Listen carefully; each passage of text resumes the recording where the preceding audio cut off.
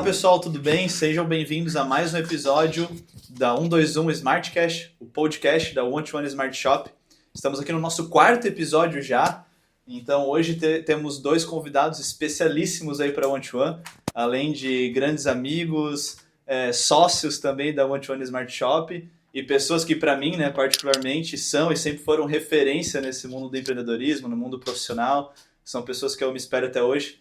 Então, antes até da gente começar, né, queria agradecer por ter aceitado aí, Pedrão, Du, né, intimamente falando, né, mas Pedro Lema e Eduardo Pereira, porque, né, são pessoas que têm muito conteúdo para compartilhar, uma trajetória incrível, e hoje a gente vai falar um pouquinho mais da carreira de vocês, né, desses desafios, como que é ter várias empresas, né, como observar as oportunidades. Então, mais um episódio aí muito bacana. Então sejam bem-vindos. O Vini tá levantando a régua aí.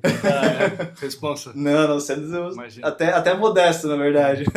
Mas sejam bem-vindos aí. Obrigado pelo convite, Pedro e Du. A honra é nossa. A gente fica bem feliz de poder estar participando, né, dessa iniciativa de vocês aí. A gente é fã do trabalho teu e do João. Vocês estão à frente da One to One e a gente admira muito. E é um prazer estar aqui contigo. Obrigado. Ainda mais do lado desse cara aqui, né? Duas palavras. Valeu, pessoal. Muito bom mesmo. Mas a ideia é que hoje a gente falar um pouquinho da história de vocês, como que começou, né? Falar um pouquinho das empresas e vários setores, né? Como que é observar todas essas oportunidades e tocar tudo isso, né? Acho que tem bastante coisa aí que a gente pode ensinar e conversar e trocar ideia. Bacana. Eu até costumo dizer pro pessoal, assim, né? Que cada almoço que eu tenho a oportunidade de ter com vocês é um aprendizado diferente, né? Uma mentoria, uma troca de experiência muito legal. É recíproco, né? É muito bom. Da mesma forma, né, Vini? A gente vem aprendendo cada dia aí, né? Com tudo que tu tem trazido também. Isso tem sido maravilhoso, não só para o One to One, mas para os nossos outros negócios também. Verdade. Show de bola. Obrigadão mesmo. Enfim, apesar de vocês estarem juntos como sócios há muito tempo, né? Acho que cada um começou um pouquinho diferente ali a carreira. Teve algumas convergências no meio do caminho, como a própria viagem para a China e tudo mais, né?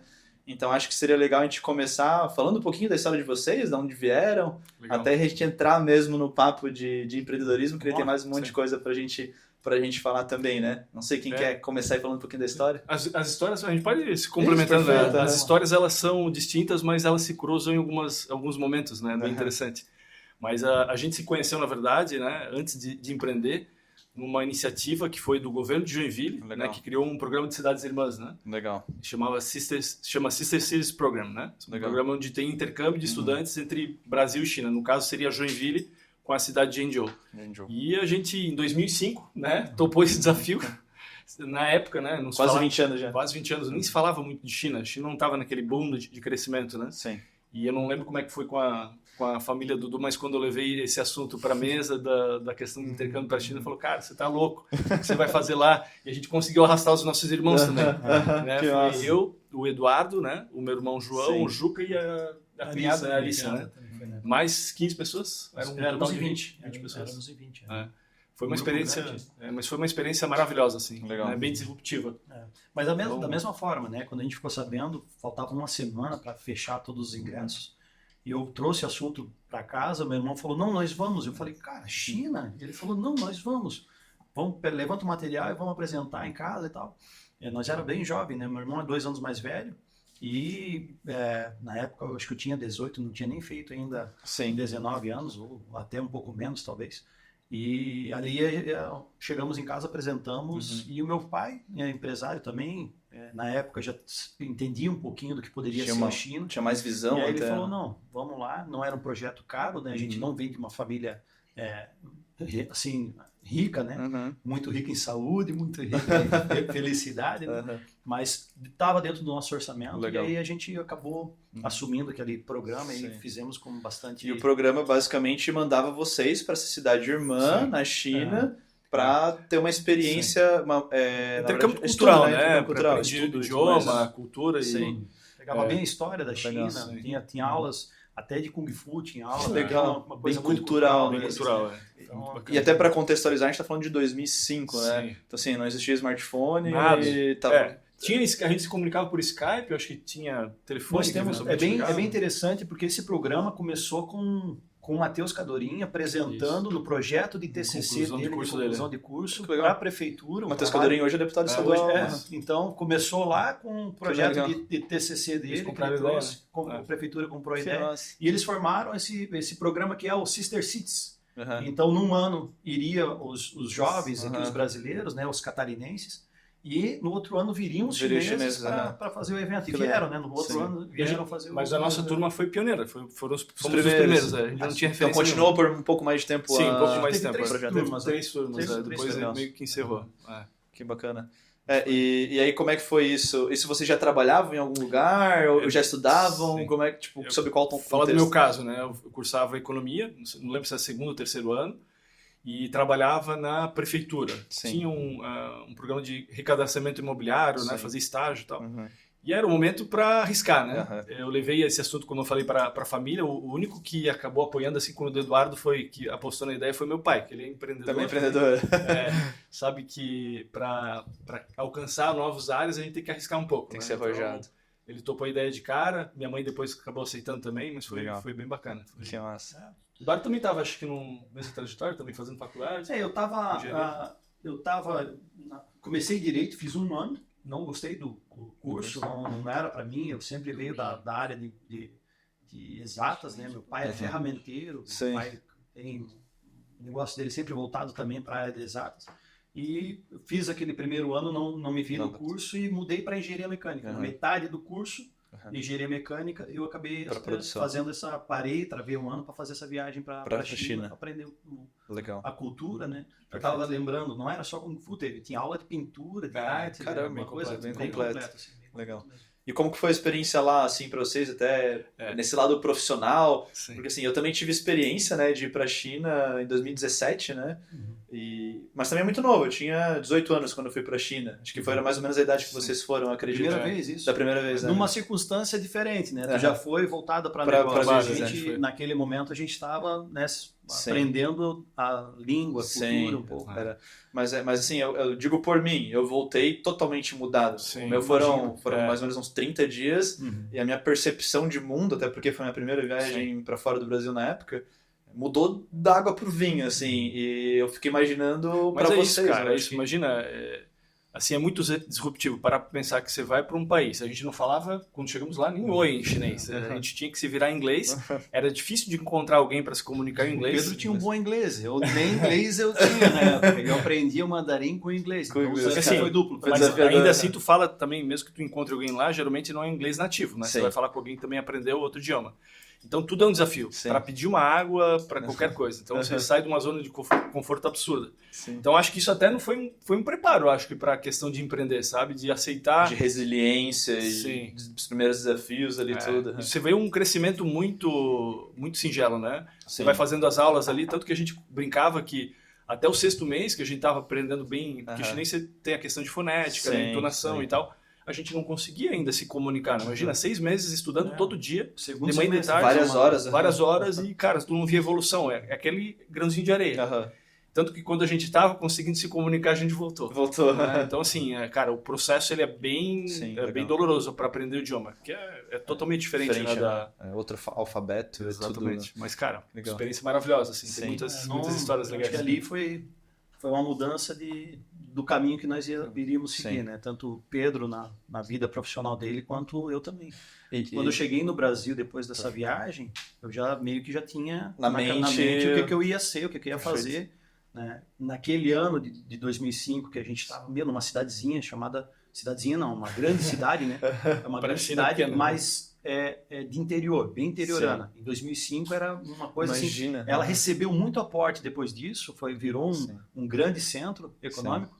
Uma cidade chamada Zhengzhou, né? Fica na capital da província de Henan. Sim. Era um lugar bem com cultura bem Sim. chinesa, assim, bem pesado. Não era uma capital que recebia muito jamais estrangeiros, ocidentalizada, como assim. Xangai, né? A gente foi o primeiro grupo de estrangeiros assim que estava naquela região. Viraram atração. Vamos né? estar, parava para tirar foto na rua. Tem várias histórias bem interessantes. E naquele ano eu fiz o primeiro evento da Feira do Cantão, meu, né, pessoal? Sim. Primeiro evento que eu participei da Feira do Cantão, surgiu aquele tema A cidade era próxima da... Não, bem Não, distante. bem Bem longe, distante. longe. Né, assim, acho que de voo deve dar umas 2 horas. Nossa, bem longe. Né? Então, de Zhengzhou para lá ainda tem uma boa distância.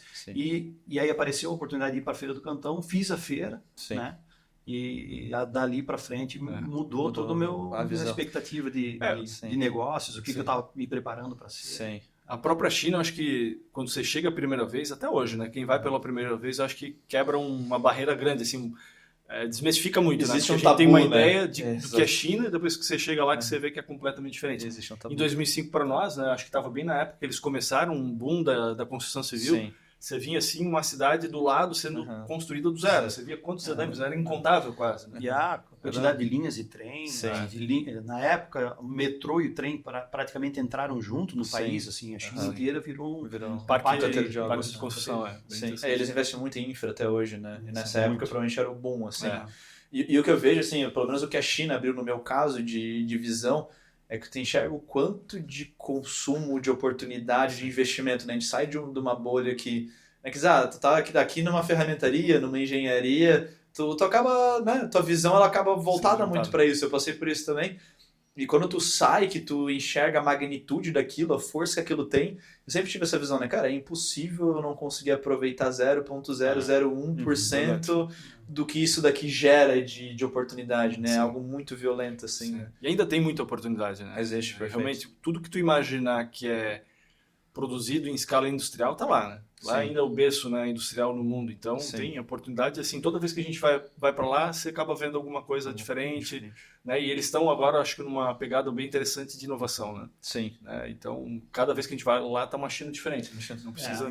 Pós-pandemia deve ter mudado acho que também. Bastante. Existe a China antes da pandemia e a China depois, né?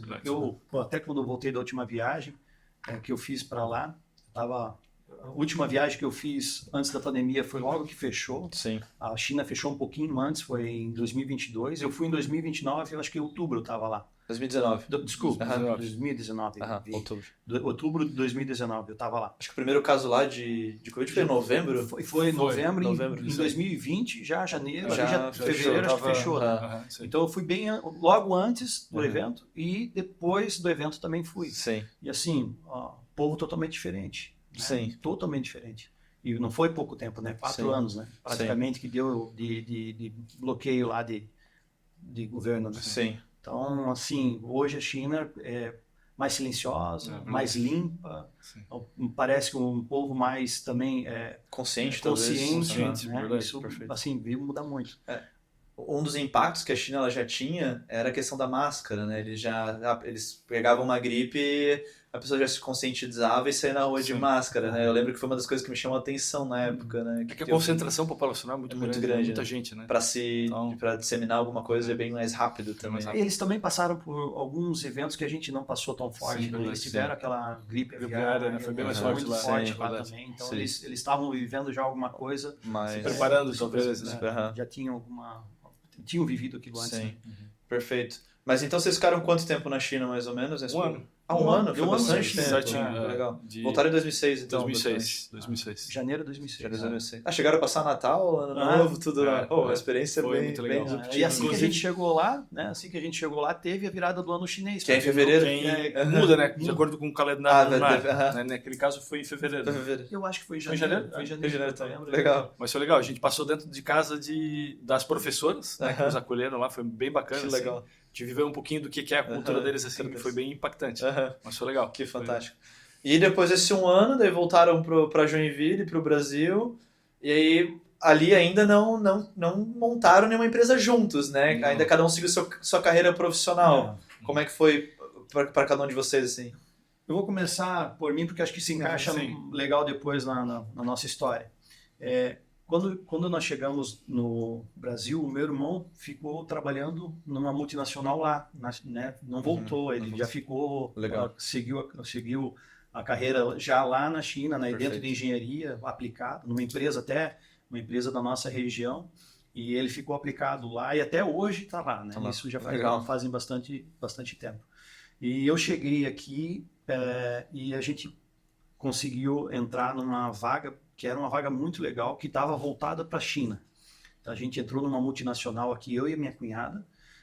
Nós estávamos, né, na engenharia, eu não estava formado ainda, ela já estava formada. E aí a gente entrou para fazer um programa de China. Né? Uhum. A empresa estava nos preparando, ia nos preparar para nós né? voltar para a China, para nós a fazer, né, montar uma estrutura de empresa lá, constituir uma unidade lá. O programa era bem voltado para a China. E a gente ficou fazendo um projeto trainee ali durante... o meu projeto era de 2 anos, o dela um pouco diferente, porque o dela era focado na engenharia.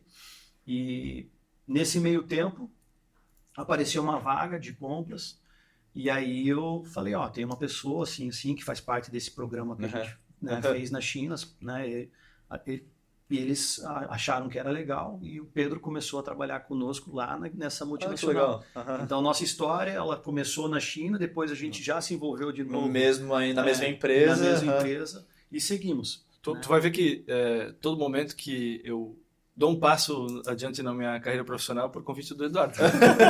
Tem aquela música, Pedro, onde você vai? Eu também vou. Na verdade, Eduardo, onde você vai? Eu também vou. Desde a China começou já a perseguição, no bom sentido, né? Aí era uma vaga boa, e o Pedro estava numa condição de querer mudar também o que ele estava fazendo na época. E, bom, eu voltei daí, né, fazendo o programa lá de trainee, trabalhei em vários setores, me especializei na parte de sistema e entendia bem da empresa, e fui parar daí na indústria, dentro dessa mesma empresa, fui parar lá na parte de produção, virei supervisor de fábrica para entender bem como funcionava a fábrica, para continuar o projeto. Vai ter bagagem. E esse projeto não foi para frente. Então, o projeto que eu estava inserido para voltar para a China não foi. E nesse meio tempo, surgiu uma oportunidade de eu montar um primeiro negócio. Né? Eu tinha uma empresa aqui que importava coifas, fogões e piso laminado. Eu trabalhei 1 ano nessa empresa, né? Eu tive um assunto que eu tive que lidar lá no meio dessa empresa e eu acabei saindo. Eu emprestei um recurso dos meus pais. Foi a primeira vez que eu fui empreender, né, sozinho, em paralelo com o trabalho, em paralelo com a universidade. Caramba! Né? Porque eu estava no meio do curso, ainda não tinha me formado. Mudei meu curso quando cheguei aqui, mudei de engenharia mecânica para produção, para mim poder fazer... Né, a produção era noturno e eu trabalhava em horário integral ali na indústria. E nesse meio tempo não deu certo essa empresa, eu tive que sair e vender estoque nessa bagunça toda, sair e vender estoque. Para recuperar o prejuízo. E os 20 mil que eu tinha pego emprestado dos meus pais, eu devolvi 24. E encerrei a minha primeira fase de empreendedor. Mas, graças a Deus, não tive dor de ter uma dívida, alguma coisa, né, vinculada. Serviu como um grande aprendizado, eu imagino. Ali né? foi o primeiro espaço que eu tive, né, para aprender um pouquinho. Maturidade e tudo mais. Assim, para entender um pouquinho da vida do empreendedorismo. E continuei nessa empresa, nessa indústria, né, sempre entregando o meu melhor lá dentro. Trabalhava numa produção que a gente ainda teve um bom desempenho, conseguiu trazer bons resultados para a empresa, e me surgiu uma nova oportunidade, que era o que eu saí da China pensando que eu faria, né? Sim. Meu pai sempre empreendendo, meu pai teve os negócios dele, e eu sentia a dor que ele tinha na compra, né? Na compra de um equipamento caro, na compra, no financiamento, quanto era caro comprar, quanto era custoso o dinheiro na época, né? Não era qualquer lugar que tu conseguia financiamento, tinha que ter muito histórico e tal. E o preço dos equipamentos que eu vi lá, quando eu cheguei aqui, comecei a discutir com meu pai, né? Falou, essa máquina aqui, se eu fizer a conta para nacionalizar, é um terço. Na época era um terço. Era um terço. Ele falou, cara, é sério, um terço? Pô, que incrível, tal. E aí né? Eu falei, cara, eu vou vi uma oportunidade de intermediar. Foi essa a primeira visão. Aí eu me associei com o Jó na época, né? Montamos o primeiro escritório dentro da sala da casa. Já voltado para o Comex. Então começou o primeiro pezinho aí no comércio exterior. Só que nesse tempo, enquanto a gente trabalhava na madrugada, o Jó trabalhava já integral dentro da empresa, e eu trabalhava na indústria e pagava as continhas. Na mesma empresa do Pedro? Na mesma empresa do Pedro, pagava as continhas e tal. E foi dando corpo, foi criando estrutura. Então o negócio começou a sair aí em 2007, isso em 2008. Aí a gente já estava com um pouco mais de corpo, e eu ainda na indústria, porque a conta tinha que ser paga, né? Sim. A gente já estava dando mais, conseguindo um pouco mais de espaço, mas não pagava as contas. Então eu tive que continuar na indústria durante algum tempo, Injetando recursos. praticamente os 4 primeiros anos da empresa, meu salário todo ia praticamente na empresa. Isso é legal até para comentar sobre resiliência, né? Muita gente diz que quer começar a empreender e já no primeiro mês... Empreender não tem glamour, velho. É isso mesmo. É bem... Aí nesse meio do caminho, né, que a empresa já tinha dado um corpo, sabia que o Pedro tinha dores na onde que ele estava lá, né, porque tinha um programa do Pedro, a gente conversava bastante, ele, né, também participava do programa de China e a coisa não foi, muita coisa do projeto dele. Eu falei, Pedro, tem uma oportunidade aqui, né, convidei o Pedro para fazer parte da Englobal na época. Isso 2008? 2009. 2008. 2008 foi fundado, mas eu entrei em 2009. O convite acho que foi 2009. De 2006 a 2009 na Dani. Deu quase 4 anos. 2009. Aí, 2009, já tinha a gente trabalhou praticamente um ano, 2007, sem documento. A gente só estava fazendo trabalhando com consultoria, né? Já na parte da importação. Da importação. Uhum. Aí em 2008 a gente fundou a empresa, né, que já tinha um pouco de faturamento, alguma coisa. E em 2009 o Pedro entrou. E... né, entrou ali, começou a trazer toda a produção dele. O Pedro é um cara incrível, ele é assim, um cara que tem uma dinâmica muito boa de trabalho e começou a mudar a cara da empresa também, não só no back-office, mas também tem um perfil comercial muito forte. Então foi crescendo e a gente foi evoluindo nessa empresa, né? Sim. Montamos o primeiro escritóriozinho, né? Aí foi era uma sala muito pequena, não maior que essa aqui. Verdade. Caramba. Uma coisa assim bem enxuta, né? E o Pedro veio, assumiu, né? Trabalhou muito tempo sem salário, né? Virou sócio da empresa, porque sabia que tinha dores ali. E até, né, Pedro, aí já virou a chave, né? Eu acho que uma das maiores dificuldades que eu tive, não dificuldade, mas um dos maiores desafios da minha vida foi entender qual que era o momento de eu sair da indústria. Tomar aquela decisão de sair da indústria. De um lado para o outro, né? Para ir tocar o meu negócio junto, porque a gente estava bem naquele momento assim de virar a chave. Agora ela já está sustentável. Só que ainda é um risco, né?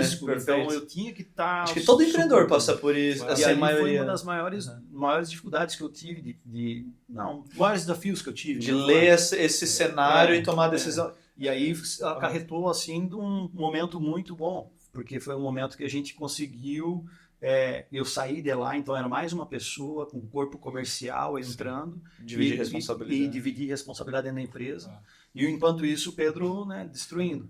Na verdade, assim, a decisão também acaba sendo difícil porque tu tá numa zona de conforto, né? Sim. Você tá trabalhando ali, não tá tendo dívida porque tinha alguém bancando a operação. Perfeito. Né?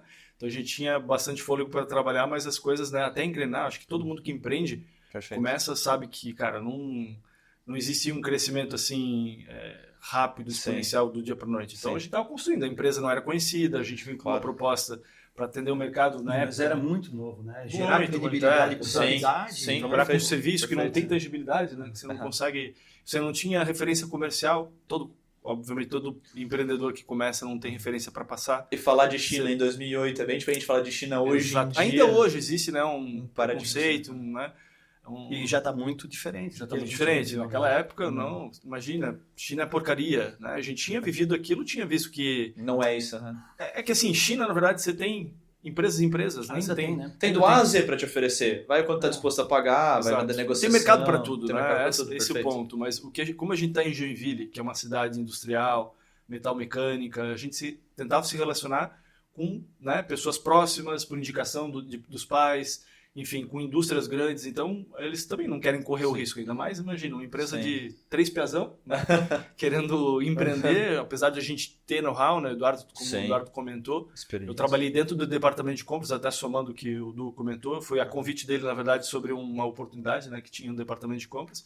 E ali que foi a minha bagagem de Comex. Né? Comecei a trabalhar fazendo a parte de desenvolvimento de fornecedores internacionais. Então, essa empresa multinacional, ela já importava da China? Ela começou a importar, a partir do momento que eu entrei, porque eles começaram a internacionalizar. Então, o setor de compras foi compras mais de fornecedores internacionais. Isso. Foi bem no momento que a empresa estava assim, internacionalizada. Perfeito. É uma empresa dinamarquesa, né?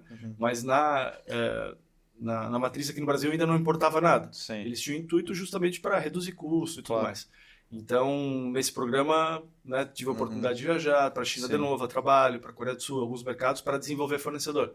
Legal. E ali eu comecei a criar bagagem que eu, né, consegui somar um pouco na Englobal. Então... Sim. E analisando assim, é interessante porque empreender envolve decisões, né? Tomar essa decisão. E assim, do lado do Dudu teve essa decisão de, pô, vou largar então esse meu trabalho, essa estabilidade, querendo ou não, numa multinacional que tem um peso tanto para o currículo como para a carreira muito grande. E do lado do Pedro também teve a decisão quando vem o convite, que é aquela questão, cara, aceito ou não, larga uma multinacional. Era uma coisa assim, o Pedro era uma coisa... Até o peso da sociedade mesmo, quando tu traz uma decisão dessa, né? Na verdade, tu tem algo que, na verdade, está consciente que já tem você consegue ver, né, futuro ali dentro da empresa, que eles tinham um programa de carreira, você conseguia ver bastante oportunidade de crescimento. Apesar de ser mais lento para crescer dentro de uma empresa, né, como CLT, a oportunidade ela tá ali e você já está entregando e tudo mais. Mas existe certo e errado, né? No empreender você está arriscando, né? Está arriscando tudo. Então, assim, mas era o momento. Eu até vou contar só uma passagem, desculpa te interromper, Edu.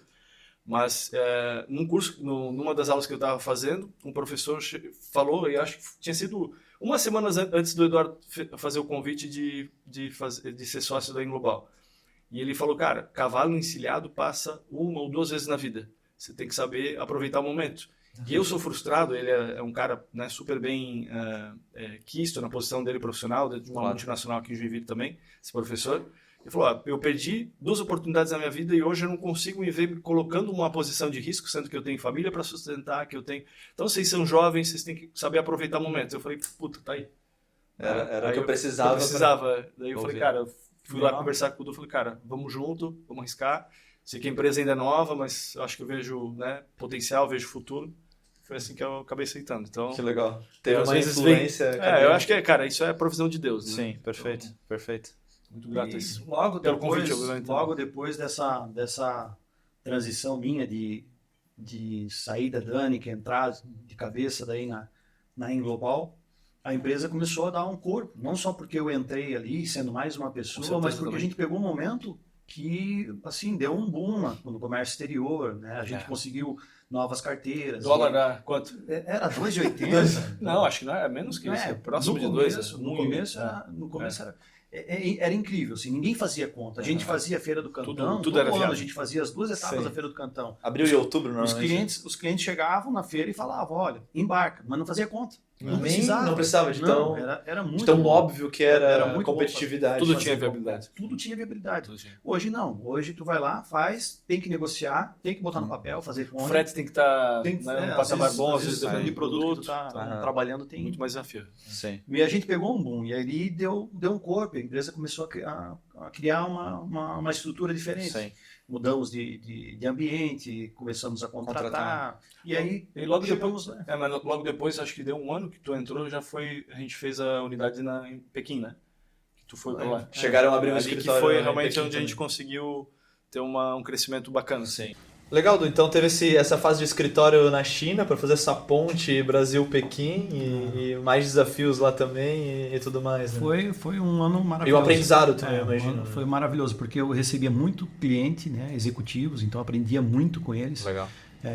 E eu tinha já vivido na China, tinha cultura, sabia falar, né, o mandarim. Então guiava bem esses... E aí nessas negociações eu acabava ajudando, aprendendo e tal. E os mesmos clientes que estavam conosco, que começaram conosco lá em 2008, ainda são nossos clientes, né? Porque esses movimentos que a gente faz junto com os clientes, a gente também impulsiona, né? Querendo ou não, a gente está ajudando eles. E cria relacionamento. Cria muito relacionamento. Perfeito. E nossa empresa, ela entrou com esse objetivo, né? De prestar um serviço muito sério.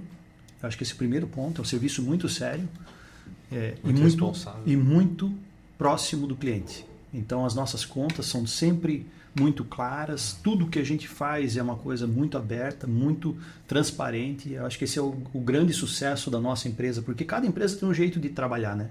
O nosso foi conquistar um cliente de cada vez. e fazer com que esse cara tivesse a melhor experiência e as melhores oportunidades aí o resultado disso é que nós temos clientes fidelizados até hoje, né? Trabalhando com a maioria dos clientes hoje o que existe termo para tudo, né? Mas o LTV vocês já faziam um trabalho e fazem até hoje, né? Incrível em cima justamente desse LTV, né? Se tu pegar um cliente de 2008 que está até hoje, a gente tá falando de quase 16 anos. Muito tanto que o nosso crescimento ele foi muito pautado em recomendações de clientes satisfeitos. Né? Então a gente cresceu organicamente assim. E até falando em crescimento, né? E crescimento orgânico, no caso de vocês, bastante indicação. Assim, qual foi os desafios de vocês justamente nesse crescimento? Principalmente porque assim, empresa de serviço depende muito de mão de obra, pessoas, né? Para tu crescer. Acho que a palavra é cultura, né, Pedro? Cultura. A palavra é cultura. Né? A gente vem com uma história, com nossa forma de trabalhar e tentar implementar isso na vida das outras pessoas que estão conosco ali. Era o nosso grande desafio, né? De fazer com que a nossa cultura fosse meio que um espelho deles também para isso. Passasse de um para o outro. Assim. Esse tema cultura é bem interessante, né? Dá para ficar falando o dia inteiro, mas eu vejo que a cultura que é o ponto, né, chave determinante para a questão do sucesso de uma empresa. Né? Se for olhar a perenidade a longo prazo, uma empresa que tem uma cultura, né, forte, que utiliza os valores, né, para poder potencializar ela, colocar num patamar, né, de sucesso, é cultura, né? E a verdade é que, na verdade, cultura ela existe independente se tem lá o quadrinho, né, com as palavrinhas bonitas escritas na parede. A cultura ela vai se criar. Vai se criar. Agora depende dos gestores, quem está à frente da empresa, caso vocês... que, na verdade, assim, a cultura, ela, na verdade, ela, se for para simplificar, são os comportamentos que a gente vê no dia a dia. Sim, né? Perfeito. E o mais bacana é que, na verdade, o comportamento ele é muito, por exemplo, é top-down. Então, assim, vai dos fundadores, né, no nosso caso, né? Eu e o Eduardo, a gente sempre teve, né, uma característica de trabalhar bastante, né, ter pegado, e eu acho que isso também acaba puxando outras pessoas. E, cara, uma empresa realmente aculturada, até se você for ver, né, que a gente está falando sobre pessoas, né, que nós trabalhamos com serviço, o nosso ativo são pessoas. Se você quer realmente ter uma empresa que vai viver os valores, né, porque cultura é missão, visão, valores. O que você, né, missão, o que você faz... Né? A visão onde você quer chegar e os valores são os comportamentos que você espera. Então, eu acho que as pessoas que acabam não se identificando com isso, com o tempo vão acabar saindo. Então, você tem uma cultura forte. A própria cultura, ela retém na nossa espelho. Na nossa história mostra isso. Que as pessoas que não estão muito ligadas com o nosso modelo, nosso comportamento, a nossa forma de pensar, elas acabam naturalmente né, tendo e é um tempo que é pouco falado, né? Se for parar para ver, né, pequenas e médias empresas, pouco se fala sobre isso. Né? Cultura, e eu acredito muito que é o tipo de coisa que a gente tem que viver no dia a dia. Né? A gente já conversou bastante sobre isso, né? De você ter dinâmicas, rituais, né, para falar justamente assim o que ajuda a reforçar comportamentos que vão realmente favorecer a empresa ou não, né? Perfeito. Então e assim a Englobal sempre foi um espelho muito grande até hoje para o One to One, porque, né, é a empresa mãe do grupo, né? Então tem muitos processos, tem muita coisa que funciona muito bem ali dentro. E essa questão da cultura para o One to One a gente também sempre se espelhou, né? Por mais que tu é uma empresa pequena que está começando, mas, cara, tem que pensar grande, né? Tem que ter um posicionamento de empresa grande. Claro, tu vai colocando algumas rotinas gradativamente, tu não consegue assumir tudo de uma vez só porque tu não tem braço, mas tem que ter um espelho. Beleza, eu não vou começar fazendo tudo, mas eu vou escolher pelo menos um pilar desse daqui para eu começar a implementar. A hora que isso estiver bem enraizado, eu vou pro próximo. E para o One to One isso tem funcionado muito bem.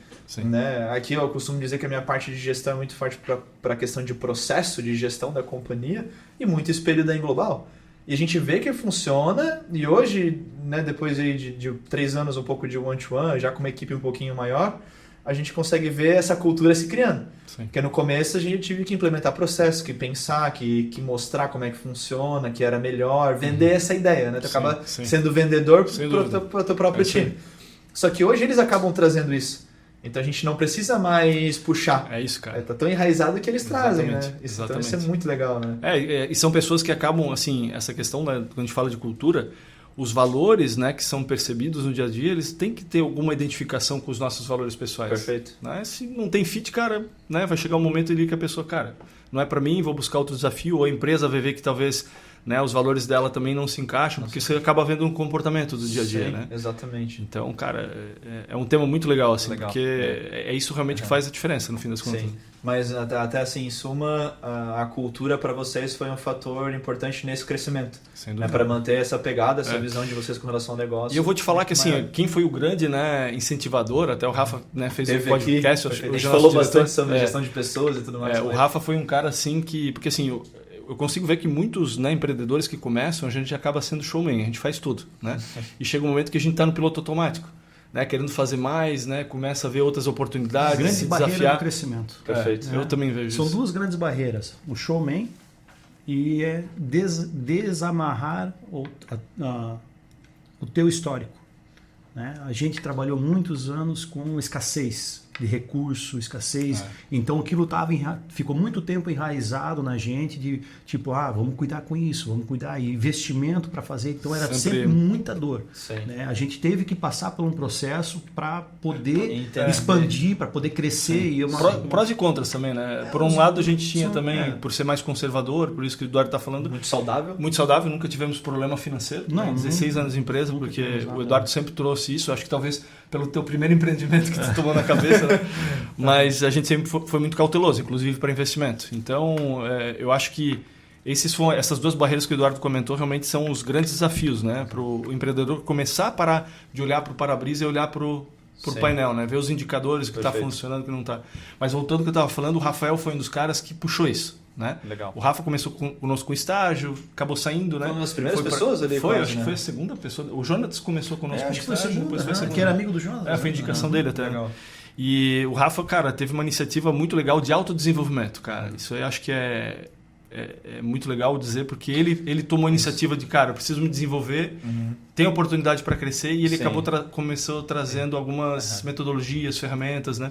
Ele que trouxe, né, a ideia do planejamento estratégico, a gente acabou apoiando, a parte de avaliação de desempenho, PDI, cara, gestão de pessoas. Então, acho que tudo que estava relacionado, porque eu e o Pedro, a gente sempre foi muito focado na operação, em fazer o negócio acontecer, na rua. Como o negócio mesmo.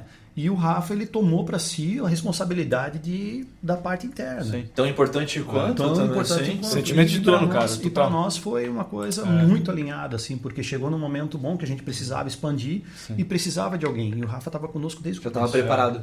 Então, assim... A gente sempre foi muito alinhado. Foi muito legal a história do Rafa conosco, né? O Rafa teve uma história muito legal. E o Rafa teve aqui, né? Inclusive a gente falou com ele justamente sobre intraempreendedorismo, que é isso, né? Então, assim, não foi só o que a gente falou com o Rafa, mas vocês estão atestando aqui essa trajetória, validando, né? Muito legal. Para te ver a importância de a gente ter pessoas boas do lado, né? Talvez, né, se não fosse pela iniciativa do Rafa, a gente teria mais dificuldade até chegar realmente nessa... Poderia levar um pouco mais de tempo. Então, eu acho que a palavra aí, dentro disso que a gente está falando, né? Questão de talvez até sucesso, está muito relacionado ao autodesenvolvimento, né? Da preparação, da gente poder parar, né? Respirar um pouco, porque essa questão do piloto automático foi muito batido. Quando eu trouxe a questão do planejamento estratégico, a gente falou, cara, será? Né? A gente tem dificuldade de mudar, né? Até porque estava funcionando, né? A gente estava tendo resultado, crescendo, e eu acho que só assim que ia nos permitir realmente dar um passo a mais, né? Legal. Então, foi muito assertivo. Bacana, é legal a gente entender a importância disso para o crescimento da empresa, né? E é um assunto como tu falou, às vezes o pessoal não fala em crescimento, é vendas, é marketing, mas às vezes, né, tem esse outro lado também bem importantíssimo. Sem dúvida. E assim, falando em crescimento, continuando nessa linha, a Englobal ela é da parte de comércio exterior, Comex, a empresa mãe, eu gosto de falar, né? A One é um spin-off da Englobal através de vocês. Mas depois vocês acabaram entrando em outros setores, né? Veio o setor do agro, depois com a One entrou no varejo, tech, franquia, né? Tudo misturado ali. E acho que seria legal a gente comentar também, acho que 2 pontos com relação a isso, né? Como vocês, como empreendedores, conseguiram enxergar essas oportunidades fora do Comex? Claro, tem muito da experiência e tal, mas como é que é essa questão? Pô, eu já estou num negócio que está fluindo, está indo bem e eu consigo enxergar uma oportunidade fora. Acho que isso demanda muita visão, é muito interessante, né? Acho que esse é o primeiro ponto. E como tocar assim, empresas que convergem em alguns pontos, mas distintas no seu core ali, né? Sim. Em atividades diferentes. Desafio, Vini. Desafio. Eu acho que o desafio é maior do que a gente esperava. Sim. Né? Porque a gente vinha ainda com uma empresa que precisava de estrutura, precisava se desenvolver, Sim. né? E eu acho que cabe também o professor do Pedro falando, passou uma oportunidade, né? Abraça. Passou uma oportunidade ali que estava mais ou menos alinhada com o que a gente pensava. Era um segmento que a gente não atuava. Então, não conflitava com os nossos clientes. E um colega nosso, né, o Gabriel. Isso falando do agro. Do agro. O Gabriel, né, trouxe uma oportunidade para nós, para montar um novo negócio. Começaria 2014, do zero. né? Em 2014. Começaria do zero esse negócio. E a gente fez o estudo do segmento, a gente se aprofundou um pouco no que era aquele negócio, viu que a gente não tinha nenhuma barreira com os nossos clientes, que não confrontaria, que a gente não estava nesse segmento, né? E a gente acabou aceitando aquele desafio e entrando, né, na sociedade. Então, foi assim, né, aproveitando uma oportunidade que estava meio que direcionada para uma coisa que a gente já estava vendo, né? A gente já estava falando sobre isso, de montar alguma coisa na parte de revenda, na parte de produto, que não estava só vinculada à parte de serviço. Vocês tinham expertise de importação e aí vocês viam empresas importando e revendendo e surgiu aquele interesse de também fazer isso, né? Assim, eu acho que o principal motivo que fez a gente tomar a decisão de iniciar um novo negócio, que a gente partiu do zero também, foi porque o nosso sócio, o Gabriel, ele tinha know-how do segmento, né? Então a gente não tinha essa expertise. A gente tem de Comex, né? A nossa área de competência é comércio exterior. E ele trazia essa bagagem, né? Ele tinha sido até gestor da área comercial de uma concorrente hoje nossa. Legal. E ele veio com uma ideia realmente de trazer produtos, né, inovadores que só se via fora do Brasil. Perfeito. Então, assim, mas eu acho que como todo empreendedor, a gente sempre entra com uma vontade muito grande que as coisas vão ser fáceis, né? O famoso efeito Dunning-Kruger. Né? De que, cara, você acha que... pico da ignorância a gente já está empreendendo há tanto tempo, cara, vai ser tranquilo, né? Tem conhecimento do mercado, tem os produtos certos, né? Foi feita uma viagem bem grande até, inclusive, né? O primeiro investimento nosso foi já uma viagem para a China, né? De vários dias, assim, quase 30 dias, visitando vários fornecedores, já saindo de lá, né, com produto para fazer uma empresa gigante que a gente encontrou lá, para fazer a representação deles aqui. Legal. E assim, o começo foi com um investimento, fizemos uma feira gigantesca já para se apresentar, né? Foi um investimento bem alto que nós fizemos para poder sair tirar aquele negócio do papel praticamente. Já foi num evento de uma viagem dessa, trazendo fornecedor, trazendo produto e fazendo a apresentação da empresa naquele primeiro... Não foi uma experimentação, já foi uma aposta grande mesmo. Foi saído dessa feira já o primeiro pedido. Que legal. E o primeiro pedido veio errado. Abrindo contém os produtos que chegaram no Caramba, já para testar a resiliência ali no novo negócio. Sim. Desafio. Mas desafio. E acho que esse início é interessante porque envolve depois também uma análise de oportunidade e já uma expertise no Comex, né?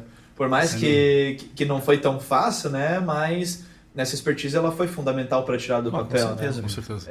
Mas e depois a gestão de duas empresas tão distintas, assim, e agora 4, na verdade. Né? Vamos falar da STA, né?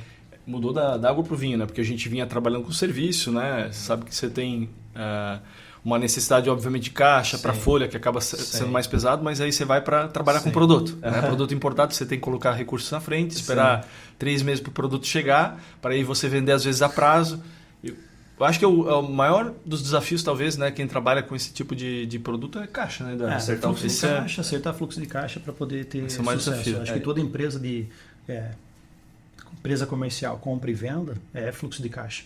Porque à medida que tu vai crescendo, tu vai precisando de mais fluxo de caixa. E aí tu tem que estar cuidando dos teus prazos de recebimentos, junto com os teus prazos de pagamento. O tempo de estoque, que não pode parar muito. Só que o teu estoque está crescendo absurdamente, então a gente está investindo na venda, mas o nosso estoque tem que estar crescendo da mesma forma. E a gente está vendendo ali parcelado, às vezes em 6, 7 vezes.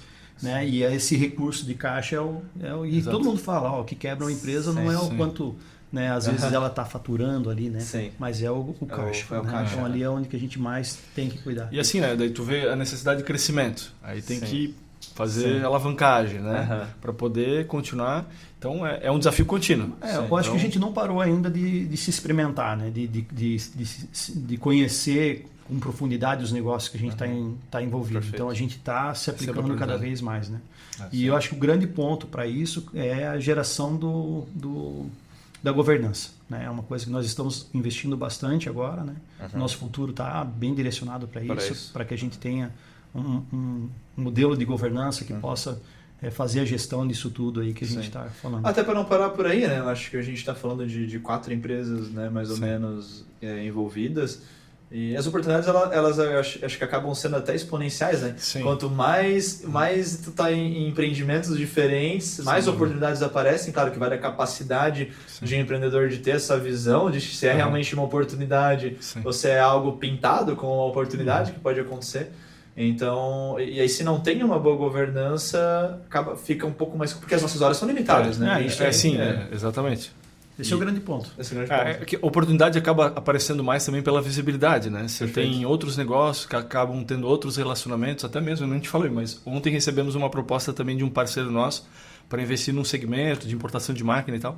Então, assim, oportunidade é muito, mas eu vejo que a grande importância também é saber falar não, porque se tudo é oportunidade, nada é. Nada é, perfeito. Né? E também aquele paradigma, né? Será que ninguém está fazendo porque já tentaram e não deu certo? Ou será que realmente eu sou visionário naquilo? Exatamente. E assim, nenhum negócio, né, por mais atrativo que seja, vão ser um mar de rosas, né? Sim. E a verdade é que... tem um grande ponto, acho que, de reflexão, sempre quando você pensa em investir em alguma coisa, que é da dependência, né? Eu acho que a gente foi muito grato na One to One, até citando como exemplo, que a gente trouxe pessoas, né, que tinham perfil, que tinham, né, um mínimo de conhecimento com relação ao mercado e tirou a necessidade, né, minha, do Eduardo, aí, olhando como investidor, da não necessidade de a gente estar envolvido operacionalmente. Porque, cara... A gente tem um tempo limitado, né? A gente não consegue se doar para mais de um negócio e fazer as coisas bem feitas, né? Então acho que esse é um paradigma importante, assim, saber que cada negócio é uma divisão. Né? Cada vez que tu abre um espaço, renúncia, né? Cada vez que tu abre espaço para alguma coisa, tu tá tirando espaço de outras. Então a gente tá falando tudo em tempo. Hoje eu acho que o recurso mais discutido, mais batalhado, que a gente tem que batalhar pelo tempo. Né? A gente tem que estar trocando tudo por horas, né? Sim. E esse é o ponto quando tu está fazendo esses investimentos. Então, para nós hoje, o nosso maior desafio é montar essa parte de governança. Para que cada negócio desse seja um negócio independente da mão de obra. Autônomo da mão de obra, isso mesmo. Perfeito. E eu acho isso interessante, porque até a gente já teve em outras conversas a oportunidade de discutir, que acho que é um processo de amadurecimento muito grande, né? Porque tu começa um negócio, cara, com bastante tempo e pouco recurso. Então vem amadurecendo. E algo que, assim, que eu vejo poucas pessoas falar disso é que chega um momento como empresa, ou como grupo, ou como empreendedor, que o recurso financeiro ele deixa de ser a tua preocupação principal. Obviamente, não estou falando da questão de saudabilidade das companhias, mas a questão de tu investir num negócio ou não, ele deixa de ser recurso, né? Quando tu já tem uma capacidade de investimento boa, acaba não sendo, porque normalmente quando aparece oportunidade, tu pensa, pô, de onde que eu vou tirar grana para fazer? Sim. Só que chega num momento, e eu vejo que a gente está nesse momento, né, falando das empresas, que o recurso ele já não é o principal desses problemas, acaba sendo o tempo, a governança, a estratégia, a visão, né? Porque o recurso tu consegue captar ou usar próprio, ou captar com mais facilidade por toda a base que tu já criou. Né? Isso até a gente estava conversando esses dias, né? E é bem interessante. Isso aí. E tu vê poucas pessoas falando disso, né? Difícil. Exatamente. São coisas até que a gente volta e meia está se pegando, né? Pensando, né? Por que eles precisam passar por tudo que eu passei? Né? Acho que esse é um ponto assim que sempre bate e é uma reconstrução. Sim. Né? Por que a gente precisa passar de novo por todo aquele desafio, sendo que a gente já tem o caminho. Né? Perfeito. Trilhado aí. É um aprendizado. Acho que quem começa a empreender, né, seja um novo negócio, a gente tem, acho que até trazendo um pouquinho disso que o Eduardo está falando, né, de tirar um pouco essa necessidade de passar, né, por toda aquela dor. Porque a gente pode aprender por 2 caminhos, né, de forma empírica, tomando na cabeça. Eu acho que tem um lado positivo, que você acaba criando uma casca, né, claro. E tudo que é relacionado, acho que a sentimento, a gente acaba aprendendo mais fácil. Mas buscar, né, talvez conhecimento ou buscar uma mentoria, isso a One to One acho que foi muito assertiva, né? Acho que o processo, né, de incubação, né, de a gente poder pedir ajuda. Aprender uma nova metodologia também, né? Metodologia. Uma nova forma de empreender. Exato. E até assim, é legal isso porque eu vou comentar, né, mas vocês amanhã mesmo estão indo para uma jornada de aprendizado também. Sim. Né? Estão indo lá para o Vale do Silício, trazer novidade, trazer essa pegada de inovação. Então, assim, ele é um processo vivo, né? Tu aprende algumas coisas, mas a gente tem muito para aprender ainda, para se desenvolver, né? Isso é bem interessante. Exatamente. Então, eu acho que se a gente não se desafiar, uma hora a gente pode ficar para trás. Exatamente. Dizem que quem não está em constante mudança, cara, você está defasado, né? Sim, perfeito. Então, legal. Uma busca contínua, né? Perfeito, gente. Assim, a gente começa a entrar nesses assuntos e acho que a gente poderia ter... Cada assunto desse dá pra ficar horas aí falando, né? Eu acho que assim, é um episódio que vai ter a parte 2, 3, 4, 5, porque como eu falo, cada conversa com vocês é uma mentoria, é um aprendizado e acho que a gente tem a oportunidade aqui de compartilhar com o pessoal também um pouco disso, é muito interessante, né? Eu costumo falar assim, cara, não consigo entender muito... cara, a gente tem que cuidar muito que tem um empreendedor de palco, né? Que fala pra caramba, mas a gente vê pouca execução.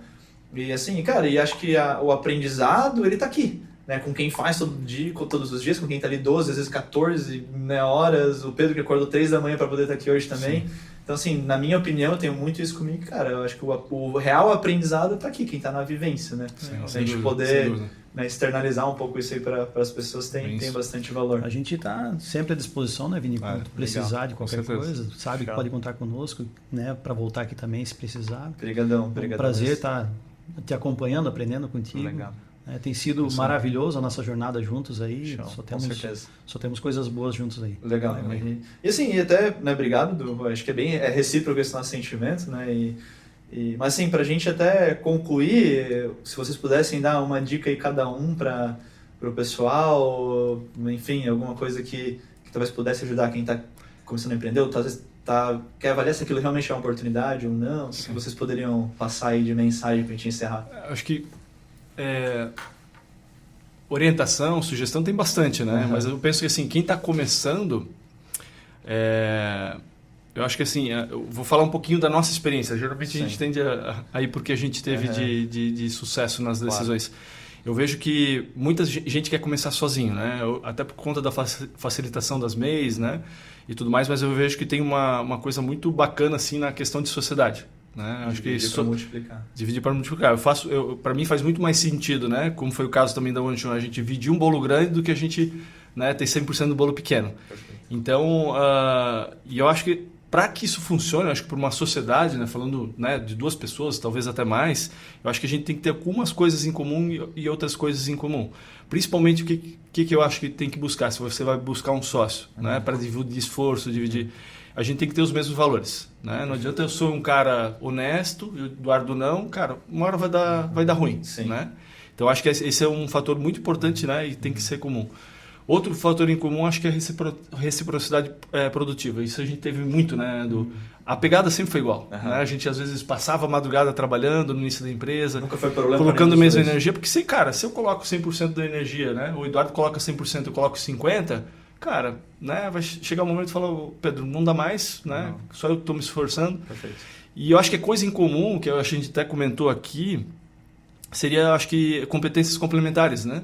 Acho que com o passar do tempo, né, e eu vim, né, da parte de conhecimento de Comex, da parte de operação, Eduardo, né, vinculado da parte de produção, mas ele puxou muito a responsabilidade para a parte financeira. Hoje ele que cuida disso em todas as empresas. Então, acho que a complementariedade, cara, te dá, acho que, espaço para poder, né, focar e fazer a coisa bem executada. Perfeito. Então, acho que a sociedade tem essa coisa que é muito positiva. Muita gente fala, pô, mas ter sócio... Eu para mim, acho que a gente foi muito assertivo, né, nas nossas jornadas. E na One, mesma coisa, né? Até a entrada do João e tal, complementou muito bem, assim, né? Muito legal. Pô, baita dica, fantástico mesmo. Muito bom. Muito bom. Acho que é isso, né? Eu vou dar a minha contribuição também, né? Assim, para fechada pelo meu lado aqui.